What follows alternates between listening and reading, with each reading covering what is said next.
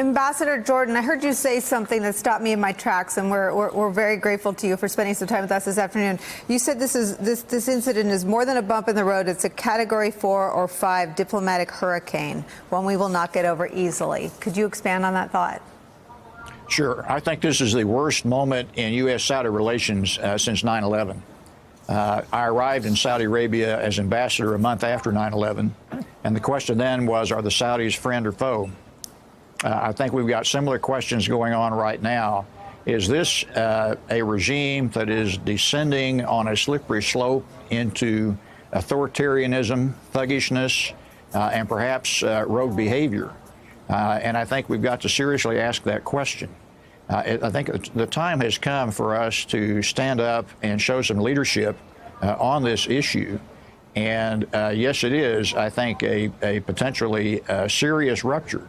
Now, let's all remember, we do need Saudi Arabia in fighting terrorism and maintaining a posture against Iran and in other ways to be our ally. But it doesn't mean they have a blank check. And I think the time has come to make that clear with a red line here and making it clear also that we're going to exercise some leadership in the region.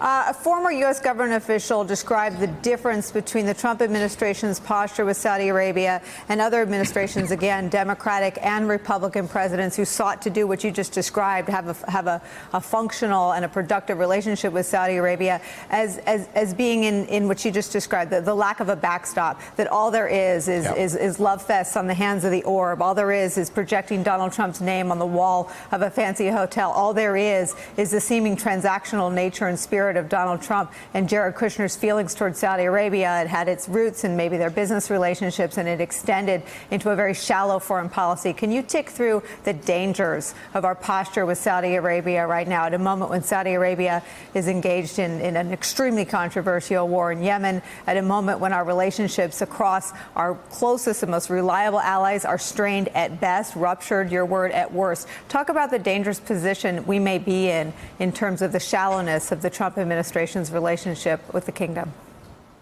Well, it appears that the Crown Prince Mohammed bin Salman has, at least in his mind, been given a green light to engage in any kind of behavior in the region that he wants, especially in stifling dissent.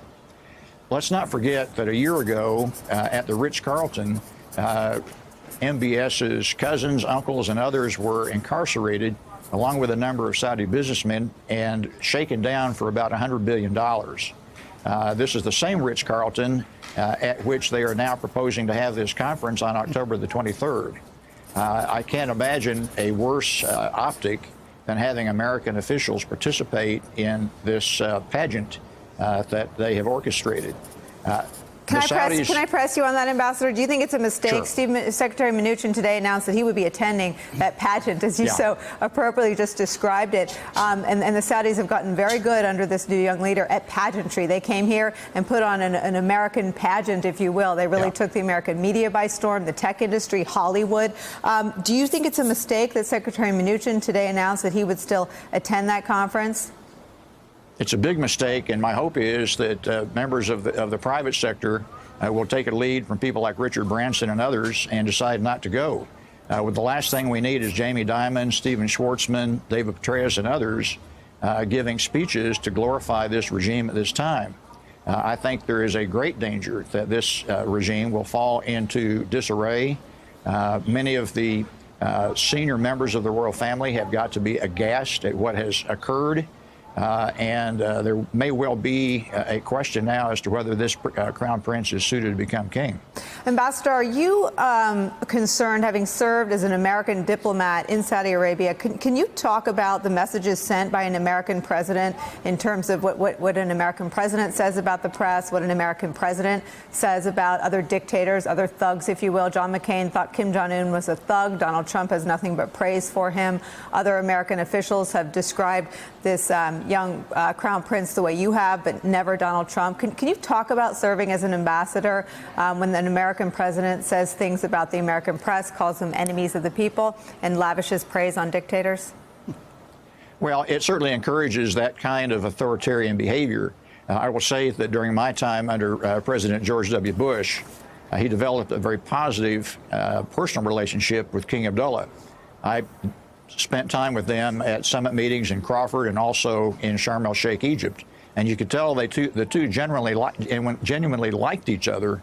But also when President Bush had a hard message to deliver to King Abdullah, they would respect each other, and King Abdullah would pay attention because he spoke with authority.